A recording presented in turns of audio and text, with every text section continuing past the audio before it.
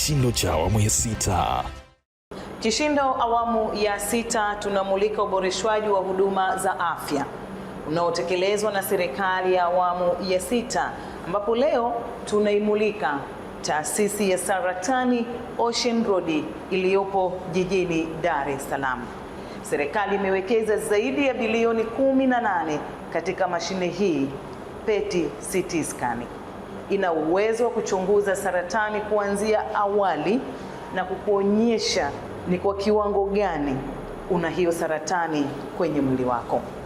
Mimi ni Agnes Mbapu. Fuatana nami kufahamu mengi yanayotekelezwa na serikali ya awamu ya 6 katika sekta ya afya. Hiki ni kishindo cha awamu ya 6. Hii taasisi ilianzishwa kutokana na kuonekana dhahiri kwamba kulikuwa kuna uhitaji wa kupanua huduma za saratani nchini. Malengo ilikuwa ni kutoa huduma za saratani na kufanya tafiti katika eneo la saratani, lakini pia kufundisha wataalamu wa saratani nchini, kwa sababu ilikuwa ni dhahiri kwamba wakati ule ili mtu asomee aweze kubobea kwenye hii eneo la saratani ilikuwa ende nje ya nchi, kama nilivyokuwa nimeenda mimi na watangulizi wangu wengine ambao tayari wameshastaafu wote. Na hili limefanikiwa kwa sababu kwa miaka takribani 10 sasa hivi au zaidi tumeweza kutengeneza wataalamu wetu wenyewe kwenye onkolojia, kwenye mionzi, kwenye uuguzi, na sasa hivi tumeshaingia kwenye eneo lingine la medical physicists, yani hao wataalamu ambao wanatusaidia katika hizi mashine zote. Taasisi imepata mafanikio makubwa sana katika miaka 30 yake ya kuwepo, na imekuwa ni mfano wa kuigwa katika nchi za kusini mwa jangwa la Sahara. Lakini ukweli haupingiki kwamba mafanikio makubwa sana yamepatikana katika hii awamu ya 6. Kwa mfano mwaka 2021 Mheshimiwa Dkt. Samia Suluhu Hassan aliridhia hitajio letu la kuwa na PET CT scan na katoa fedha takriban bilioni kama 18.7 ambazo zilihusisha ujenzi pamoja na ununuzi wa huo mtambo ambao ni wa kisasa na ni mzuri katika East Africa and Central Africa. Ukiondoa South Africa na nchi za magharibi kule kama Algeria, Morocco na Egypt na Tunisia, utajikuta kwamba ule mtambo wetu ni mzuri kuliko maeneo mengine yote. Kwa hiyo tunaposema kwamba kumekuwa na mafanikio makubwa sana katika hii awamu ya 6, ni mafanikio ambayo yako wazi. Ni katika kipindi hichi cha awamu ya 6 taasisi imeweza kuwa na MRI scan mpya pamoja na CT scan. Hivi vitu vyote havikuwepo kabla ya hapo. Tulikuwa tuna x-ray za kawaida kwa ajili ya imaging. Kwa hiyo ilikuwa ni changamoto kujua kwamba ugonjwa umefikia wapi kwa wagonjwa wetu, lakini tuliweza kupata hizo mashine. Ukiachia mbali vitu vingine kama digital x-rays ambazo tulipata nyingi tu pamoja na ultrasound, lakini vya muhimu ambavyo ni vikubwa sana vilikuwa ni hivyo. Vilianza hivyo, lakini baadaye ikaja hili PET scan ambayo imekuwa ni kama sasa hivi tunasema ndio hadithi ya mjini. Serikali imenunua mashine 3 mpya za mionzi. Mpya za mionzi. Takriban zaidi ya bilioni 10 zimetumika. Moja ilinunuliwa kwa bilioni 6.7 na nyingine imenunuliwa kwa bilioni 2, bilioni 4, zaidi ya bilioni 11 zimetumika kwa ajili ya mashine hizo. Na hii itasaidia sehemu kubwa sana kwa sababu suala la wagonjwa wetu kusubiria matibabu wa saratani itakuwa ni historia. Sasa hivi wanasubiria kwa wiki 14, watatoka kutoka wiki 14 mpaka kuja wiki 2 au hata wiki 1 kutegemea na vipimo ambavyo inabidi ufanyiwe kabla ya kupata tiba ya mionzi. Napoongea wiki 2, unaweza bado ukafikiri kama ni nyingi. Hizo wiki 2 kipindi hicho mgonjwa anafanyiwa vipimo vingine ili kuthibitisha saratani yake, uwepo wake na kwamba imekuwa mpaka katika hatua ya namna gani. Wenzetu Kenya wanasubiri kwa miezi 9. Labda wewe una fedha kwenda kwenye hospitali ya private ambazo ziko chache, lakini otherwise ukienda kwenye ile ya serikali pale utasubiri miezi 9 kupata matibabu haya ya saratani. Kwa hiyo sio kitu kidogo, na kuna nchi nyingine nyingi ambazo hazina matibabu. Kwa hiyo uongezeko wa hizo mashine sio tu kwamba utatoa tu huduma nzuri kwa Watanzania, lakini pia utachangia pia kwenye dhana ya tiba utalii. Ocean Road inapokea wagonjwa kutoka nchi zinazotuzunguka. Ni kituo cha umahiri katika hili eneo letu. Inapokea wagonjwa kutoka Komoro, kutoka Malawi, Zambia, Mozambiki, DRC, Rwanda, Burundi na Kenya na Uganda.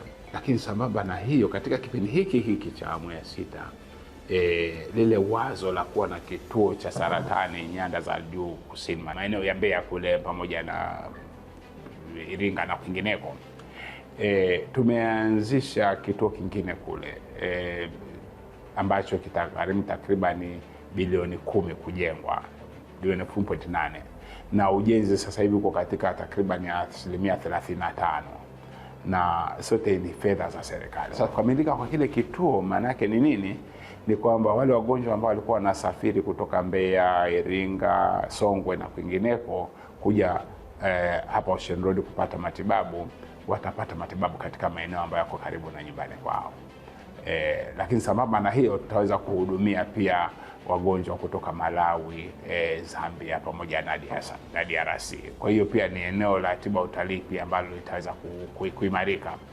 Lakini wakati huo tukaanzisha ujenzi wa hiki kituo hapa, ili jengo ambalo linajengwa hapa ambalo litagharimu takriban bilioni 5.9, ili ambalo mnaliona liko upande wa baharini. Lengo ni kuboresha huduma, kuhakikisha kwamba wagonjwa wa saratani wanakuwa katika mazingira ambayo ni mazuri, mazingira ambayo ni nadhifu. Sasa hivi tunachopambania ni kupata ithibati ya kimataifa, na hiyo ndio imekuwa maelekezo ya Mheshimiwa Waziri wetu Mheshimiwa Mohamed Mchengerwa kwamba lazima tupate ithibati ya kimataifa katika huduma zetu zote. Huduma zetu za maabara sasa hivi alhamdulillah zina ithibati ya kimataifa, lakini huduma za mionzi pamoja na radiolojia na hizi za nuclear medicine bado mchakato unaendelea. Timu ziko kwenye drawing board, wanajadili, wanaangalia tafikaje huko. Tumeangalia ni wapi ambapo penye mapungufu ili aweze kushughulikiwa, na tuna imani kwamba kwa miaka 2 ijayo tutakuwa tumeshapata ile ithibati, kwa sababu tunayotakiwa kuyafanya sasa hivi, kwa sababu wameshafanya assessment.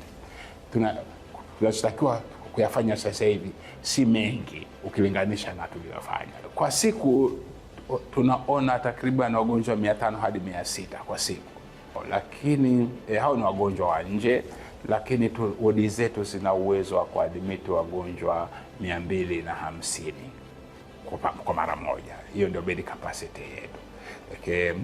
Wakati mwingine haijai katika level namna hiyo, kwa sababu pia tunachuja, sio kila mtu anatakiwa kulazwa. Wanalazwa wale ambao unakuta wanatoka mbali mikoani, hawana ndugu hapa, au wale ambao pia hali zao sio nzuri. Kwa hiyo kwa ugonjwa wa ndani tuna uwezo wa kulaza wagonjwa kama 250 kwa pamoja, lakini kwa ugonjwa wa nje tunaona wagonjwa 500 hadi 600 kila siku. Kwa mwaka tunaona takriban wagonjwa 55 hadi 58 kwa mwaka. Tunaona wagonjwa, tuna maana kwamba wagonjwa wa marudio na wagonjwa wapya takriban 58 ni wagonjwa wengi, na hili jengo hapo litakapoanza kufanya kazi, ina maana kwamba tutaendelea kuona wagonjwa wengi zaidi, lakini pia kwa ubora. Nataka kuambia kwamba isibakie tu kwamba watu waimbe wimbo, lakini watu watembee katika huo wimbo. People should walk the talk. Sawa, hapo ndo utapata impact. Sasa hivi nilikuwa nafungua kikao kimoja hapo cha mkoa wa Dar es Salaam cha Cancer Registry. Cancer Registry ni moja kati ya maeneo ambayo ni muhimu sana kwenye cancer control. Unapotaka kudhibiti saratani, lazima uwe na taratibu za kupata, uwe na taratibu wa kupata takwimu ili zikuwezeshe kupanga human capital, ili kuweza kupanga financial na kila kitu. Sasa nikawaambia kitu kimoja kwamba sasa hivi saratani duniani kila mwaka inaua takriban wagonjwa milioni 10, na hizo ndio takwimu ambazo tumepewa za mwaka 2022 wagonjwa milioni 10. Kwa haraka haraka ni sawasawa na wagonjwa 3,000 kwa siku. Sasa kwa hiyo fikiria kwamba kila siku una watu 3,000 wanapoteza maisha duniani kwa ajili ya ugonjwa mmoja tu unaitwa saratani. Unaelewa? Sasa fikiria kwamba una gari au una ndege ambayo inabeba watu 3,000 alafu kila siku inapata ajali alafu wanakufa, wanapoteza maisha. Maana yake nini? Ina maana kwamba there's an urgent call for action, yani inabidi watu wachukue tahadhari, watu wachukue hatua haraka sana. Ungekuwa una gari ambalo linapoteza watu 3,000 kila siku, au ndege ambayo kila siku ina crash inapoteza watu 3,000. Kwa hiyo usitaje tu hizi takwimu kama 1,000 ngapi, lakini hii ni mioyo ya watu kama mimi na wewe, ukulia kwamba ni watu hawa wanapoteza maisha. Kwa hiyo kurejea katika swali lako kwamba sio tu uwe wimbo, lakini we must walk the talk. Na hicho ndio kitu ambacho nashukuru serikali yetu imekielewa, pamoja na ufinyu wa resources, pamoja na hazijatosheleza, lazima niwe mkweli, hazijatosheleza, pamoja na ufinyu, lakini imeonyesha nia thabiti kabisa, political will. Kwa hiyo wimbo unaimbwa, lakini watu wanatakiwa waufanyie kazi katika mipango ya matibabu, lakini pia katika kuangalia vile vihatarishi. Kuna tabia hatarishi ambazo zinaweza zikachangia mtu kupata saratani. Kwa mfano kuna baadhi ya saratani ambazo zinaambatana na maambukizi ya VVU. Okay. Sasa unapojikinga na vile unakuwa na VVU, pia unakuwa umejikinga na saratani kwa njia moja au nyingine. Nyingine zinatokana na tabia za anasa kama kuvuta sigara. Kwa hiyo ukiacha hiyo tayari unakuwa umepunguza uwezekano kupata saratani takriban 30%. Nyingine kama za ini na utumbo, unywaji pombe, crude alcohol. Sawa. Hivi vyote unapoacha hivyo, sio tu unaimba wimbo, lakini unafanyia kazi. Unapoacha hivyo, ina maana utaweza kunani, kwa sababu mwisho wa siku tiba za saratani ni ghali sana. Kama ukiweza kuzuia ni vizuri mno kuliko ukasubiri umepata matibabu, au kuliko usubiri umepata saratani na kuanza kupona. Kuna baadhi ya vyakula na tabia kama za kutofanya mazoezi na kula mafuta kupita kiasi na vitu kama hivyo, ukipunguza, ukienda kila kitu kwa kiasi, tayari kwa sehemu kubwa wewe, ina maana ule wimbo utakuwa umefanyia kazi. Sio kuimba tu, maana kuimba ni kitu kingine na kufanyia kazi ule wimbo ni kitu kingine pia. Kwa tusiishie kuimba. Na hiyo tunaongea katika global, lakini Tanzania tunaambiwa kwamba kila mwaka tunapoteza takribani watu 30,000, takriban 30,000. Kuna maambukizi mapya, kuna wagonjwa wapya takriban 45,000, na kati hao 30,000 wanapoteza maisha kwa Tanzania peke yake. Na bila kuweka hii miundombinu, bila kuweka taratibu za kueleweka, ina maana hii hali inaweza ikaendelea kuongea. Na sasa hivi kumekuwa na wimbi la kuongezeka kwa saratani kwa watu wenye umri mdogo. Zamani watu walikuwa nafikiri kwamba ni ugonjwa wa watu wazee. Sio ugonjwa wa watu wazee tena. Yes, wazee wapo tena, wapo kuna saratani kama za tezi dume na vitu kama hivyo, lakini sasa hivi tunakuta younger generation nao wanaathirika. Okay. Kwa hiyo kama hatua za maksudi zisipochukuliwa, ina maana kwamba hili janga litazidi kuongezeka, litatupotezea nguvu kazi, lakini pia ni swala la uchumi, kwamba tiba ya saratani ni ghali mno.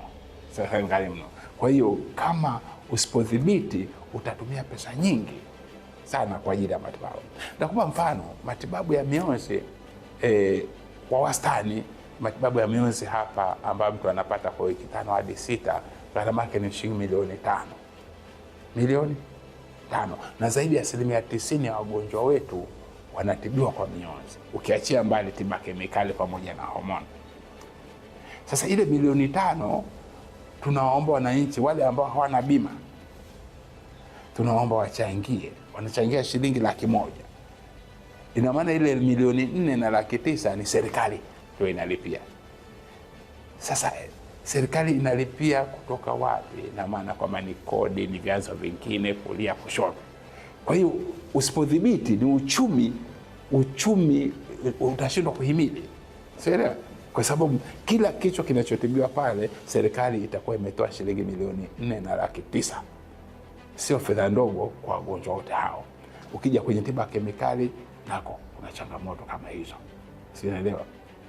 Kwa hiyo ndio maana tunasema kwamba lazima hatua zichukuliwe, kwa sababu ni swala pia ambalo linaweza likaathiri uchumi.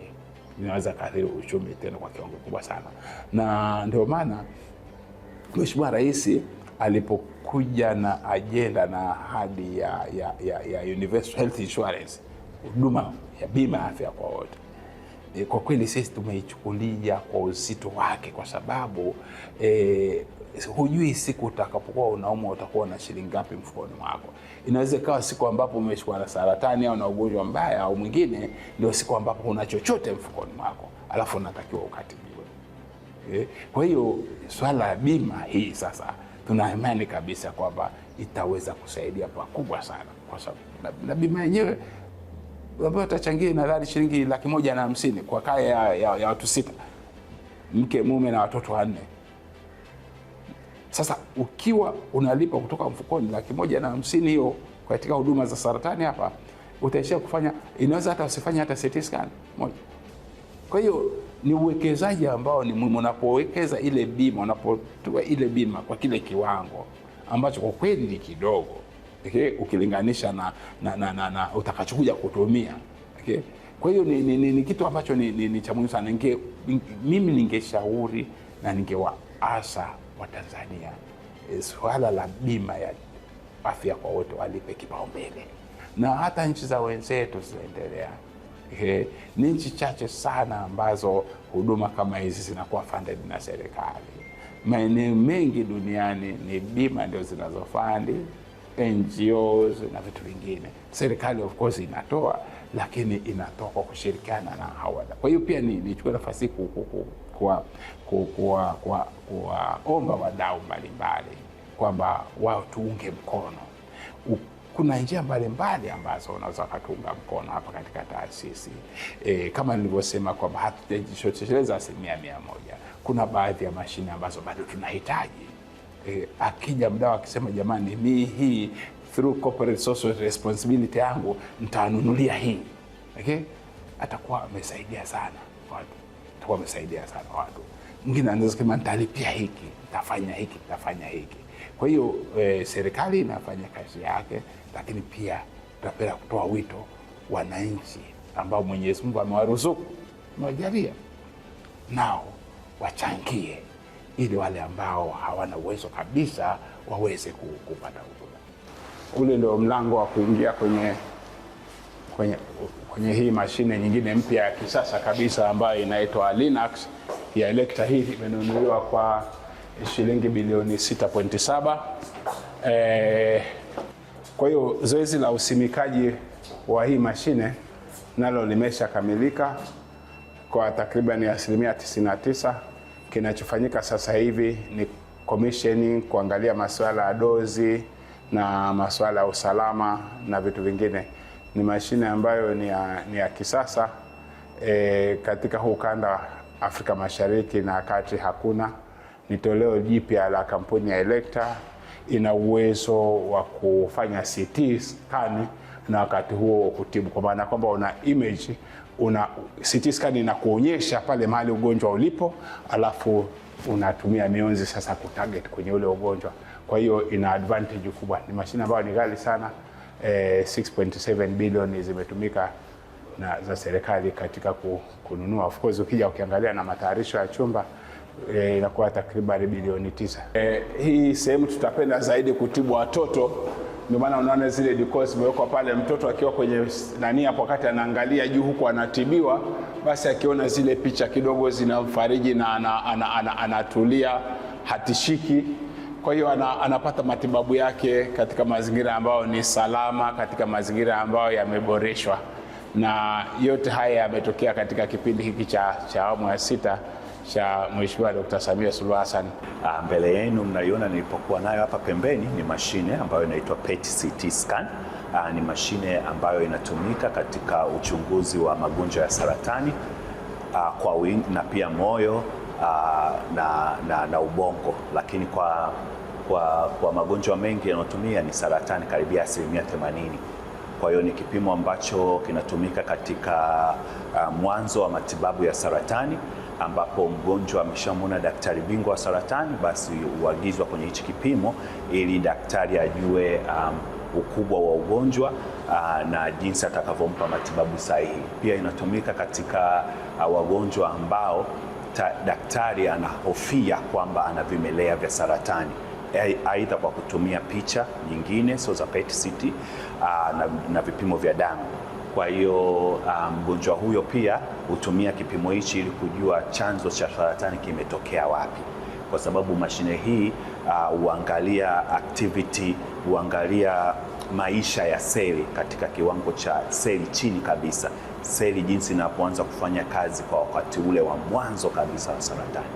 Pia mgonjwa ambaye amepata matibabu ya saratani na ameweza kufika katikati ya matibabu na daktari anataka kuangalia kwamba maendeleo yake yanaendaje ili aweze kuendelea na dawa ama abadilishe mfumo wa matibabu, pia hichi kipimo hutumika. Pia katika mwisho wa matibabu ambapo mgonjwa daktari kashamaliza kumtibu mgonjwa na anahitaji kujua matibabu yameenda vizuri, basi pia mgonjwa huyo hutumia kipimo hichi. Pia katika wale wagonjwa ambao wameshatibiwa na wamekaa kwa muda na pia kuna dalili za aina yoyote, aidha kwa kutumia kipimo cha damu ama picha nyingine kuonyesha kwamba kuna uwezekano saratani hii imerudi, basi kipimo hichi pia huweza kusaidia kujua wapi imerudi na wapi ambapo daktari anaweza kufanya matibabu ili kumsaidia mgonjwa huu. Tumeweza kupata mashine 3 za kisasa kabisa za tiba mionzi. Mashine hizi ni nzuri na kimsingi zinaenda kutatua matatizo ya tiba mionzi. Tunakwenda sasa kuanza kutoa huduma za kibingwa na kibingwa bobezi za tiba mionzi, na miongoni mwao ni upasuaji tiba mionzi ambao kitaalamu unajulikana kama radio surgery. Ni huduma ambayo kimsingi tunaenda kuwa watu wa kwanza kuitoa kusini mwa jangwa la Sahara. Hata hivyo pia mashine hizi zinaenda kuboresha kwa maana ya kuongeza kiwango cha wagonjwa tunaokwenda kuwahudumia. Hapo kabla tulikuwa tukihudumia wagonjwa takriban 200 kwa siku.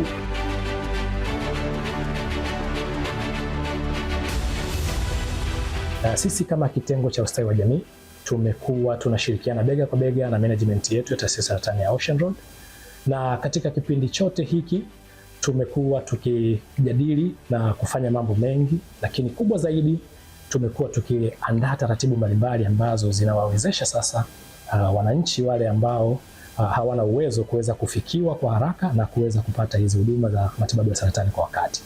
Moja ya jukumu kubwa ambalo kwa sasa tumekuwa tukifanya kwanza ni kuendelea kutoa elimu kwa umma, kuhakikisha kwamba wanapaswa kufahamu kwamba unapokuwa na ugonjwa huu wa saratani, bila kujali hali yako ya kipato, unapaswa kufika katika taasisi ya saratani ya Ocean Road, na baada ya kufika katika taasisi ya saratani ya Ocean Road unapaswa kuonana moja kwa moja na ofisi au kuonana na maafisa wa ustawi wa jamii kwa ajili ya wao kuweza kufanya tathmini ile ya kijamii na kiuchumi kwa huyu mteja, na moja kwa moja baada ya kujiridhisha kwa tathmini hiyo ambayo itahusisha mahojiano ya moja kwa moja baina ya maafisa wa ustawi wa jamii pamoja na mteja wetu, halikadhalika mahojiano pamoja na wale ndugu wa yule mgonjwa ambaye ameambatana naye, lakini pia kufanya upekuzi wa zile nyaraka kwa maana ya kuzikagua zile nyaraka zinazotoka katika mamlaka ya serikali ya mitaa, ili tuweze kuanza mchakato mara moja wa kuweza kupeleka maombi yake ya msamaha kwenye management.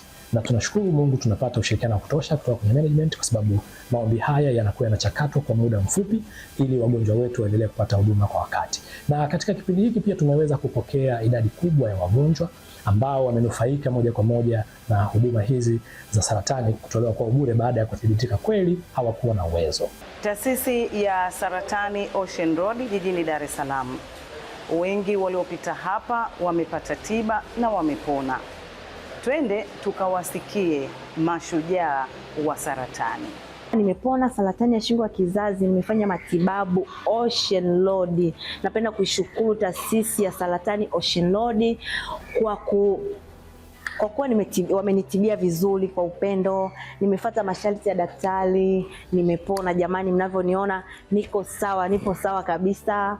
Msiogope Watanzania, na washauri mfanye vipimo vya saratani ili igundulike mapema, mfanye matibabu. Maradhi haya yanatibika. Kama una uwezo, mama yupo anatusaidia, kuna ustawi. Utakapofika Ocean Road, utakaposhindwa watafute ustawi, watakupa uongozi, mtasaidiwa, mtapona. Nashukuru Mungu, mamangu ajambo, anaendelea vizuri. Saratani inatibika jamani.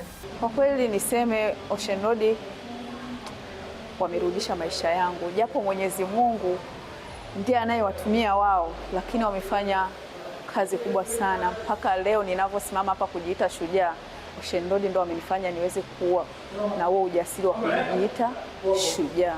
Niweze kutoa ushauri kwa wenzangu ambao wamepata saratani na ambao hawajapata saratani, na wale ambao ndo wanataka kuanza matibabu na wale ambao wako kwenye matibabu. Wasiogope, hizi ni changamoto, dawa zina changamoto, na taarifa ya kwamba una saratani ni kitu kikubwa sana ambacho bila imani kulipokea ni ngumu sana.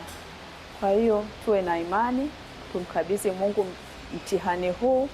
Mtihani huu unakuja kwa sababu Mwenyezi Mungu anakupa mtihani ili uweze kufika pale, na pia maradhi tumewekewa sisi wenyewe wanadamu.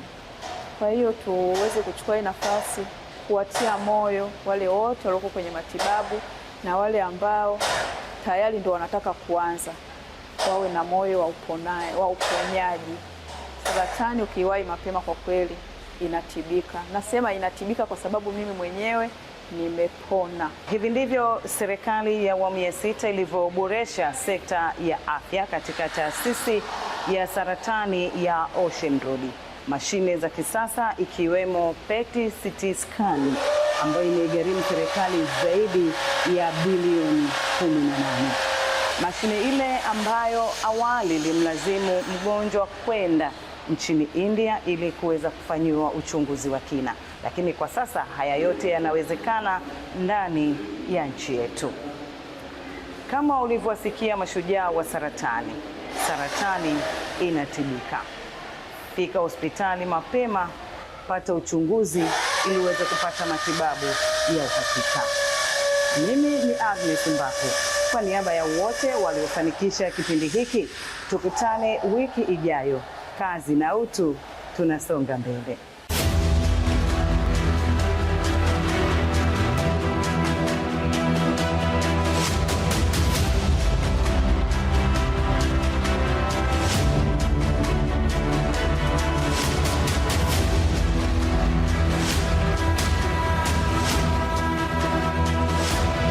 Hiki ni kishindo cha awamu ya 6.